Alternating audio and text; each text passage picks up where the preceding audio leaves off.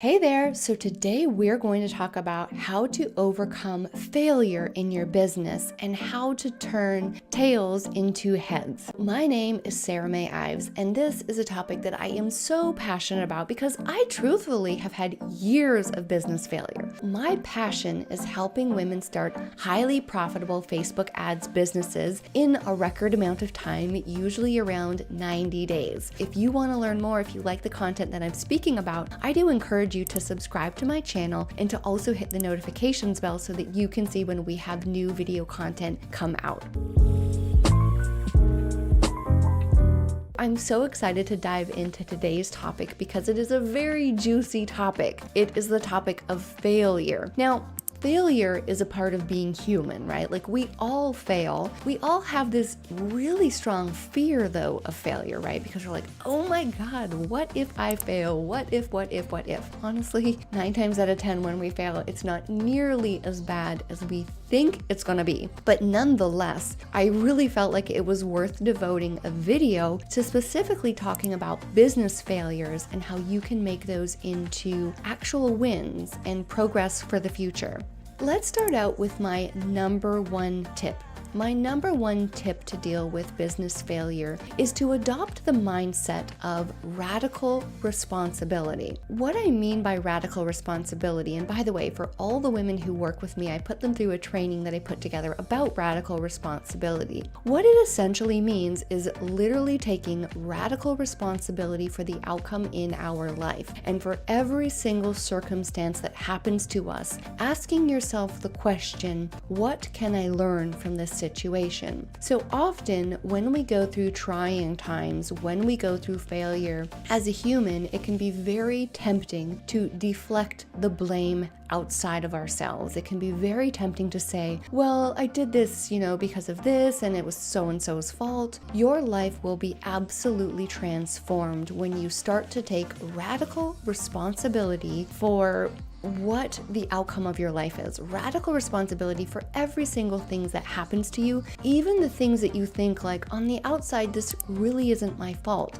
A lot of times in life, even if something isn't our fault, we can definitely backtrack and think, well, if I did this differently, if I contributed in this way, things could have been differently. I also want to be very clear that this is not about blaming the victim. Radical responsibility is absolutely not about shame or blaming you, nothing like that. It is really purely focused on helping you to evolve as a human and helping you turn those more difficult circumstances into your life into wins. Because when something bad happens to us, we can think poorly about it, we can associate a very negative story with it, or we can say, I learned how to be a different person because of this, or I learned how to do this differently as a result of this tough circumstance.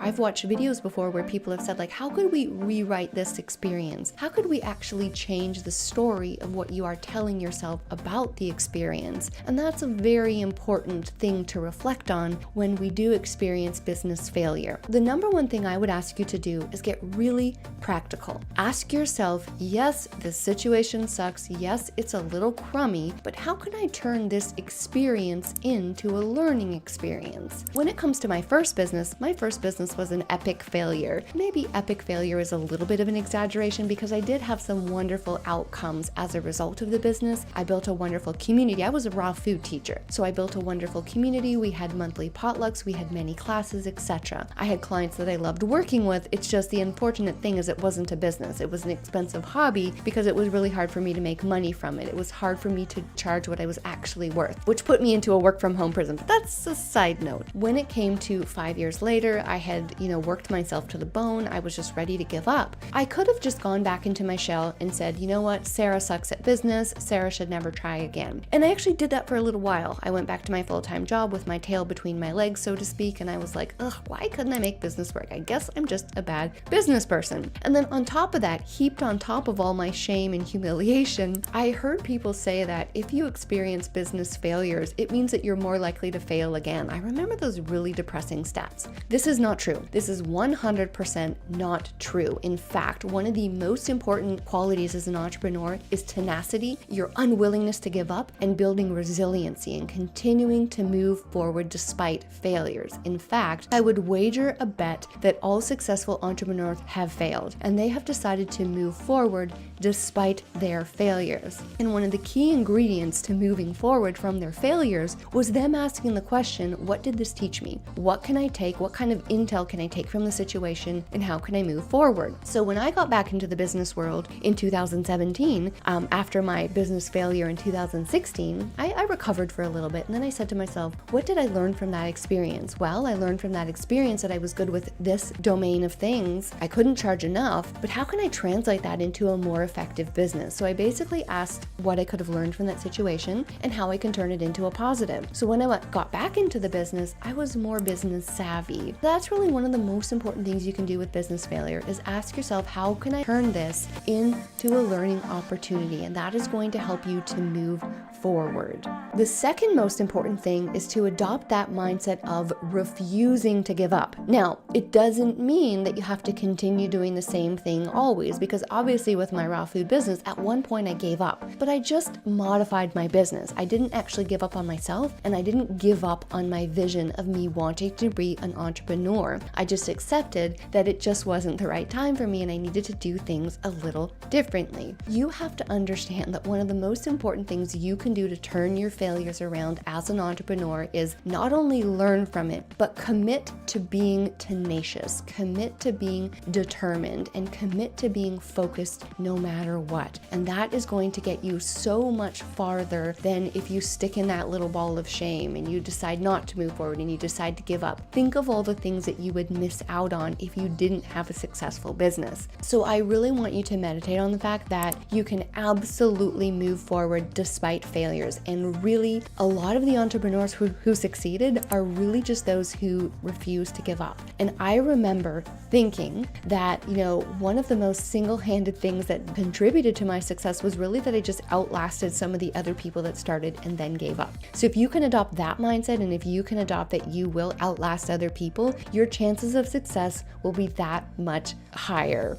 Another thing to remember is don't take things personally. When we go through business failures, it can be really tempting to fall victim to the judgments of others. And this is even true just when it comes for starting our businesses, period. We can often think like, oh my gosh, so-and-so is judging me. My family member thinks that I shouldn't start a business. I remember after my first business failed, I had tons of judging eyes. Not only did I return to my workplace where I had a bunch of colleagues saying like, hey Sarah, why didn't your business turn out? I had my family members thinking, oh great, what's Sarah up to now? She clearly can't make this business work, blah, blah, blah. I want you to grow and flex your I don't give a care muscle. And I don't mean that you don't give a care about people, but that you just don't care about their judgments. One of the most important things that I did when I came back from my business failure is I made the conscious decision to just basically tell myself and the most trusted people in my life. When I started my first business, I was very verbal about it. I told everybody, I shouted it to the rooftops. And what happened is when I did fail, I had a lot of people watching me. Now the second time around, I kept things a little bit more intimate. I just worked on it myself, and I told my most important family members. And that was really, really crucial to protecting my mindset. One of the most important things that you can do when you're bouncing back from business failure is to protect your mindset and make sure that people aren't messing up how you feel about yourself and how you feel about your business, because your mindset is just a precious resource for succeeding. And a lot of times the question of success is not really whether or not we can do it, but it's really how we're interpreting events, and it's really how we're interpreting if we're capable of doing it. So I really would encourage you to very strongly work on that mindset and make sure that you're not letting people in and that you're not taking the judgment seriously. Try to just deflect those as much as you possibly can.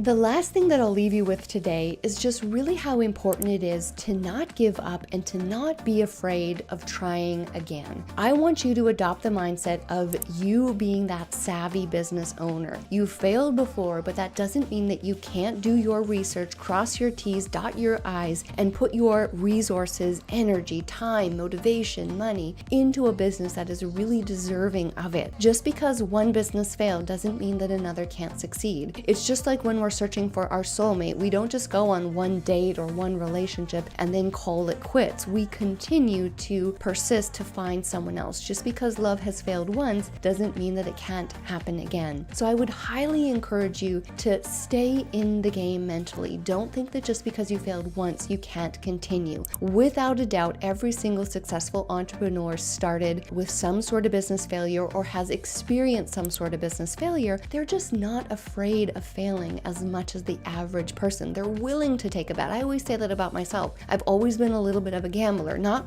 with things like gambling my health or money or anything like that, but when it comes to business, I'm not afraid of taking some business risk because I recognize that the worst that can happen is actually not that bad. So I would encourage you to don't tell yourself the story that you're not good at business. You just haven't made the right business decision so far in terms of what kind of business, but success is available to you. You can absolutely, without a doubt, have business success. So the last thing I'll tell you about is our stories of adversity can be turned into stories that actually attract clients to working with us. So I would highly encourage you to take that business failure and turn it into a part of your identity in terms of, yeah, I've been there, yeah, I failed, and now I have overcome that adversity and I am this different person as a result of it. So I hope this video has been helpful to you. I hope that you will walk away with some renewed optimism and enthusiasm for your business.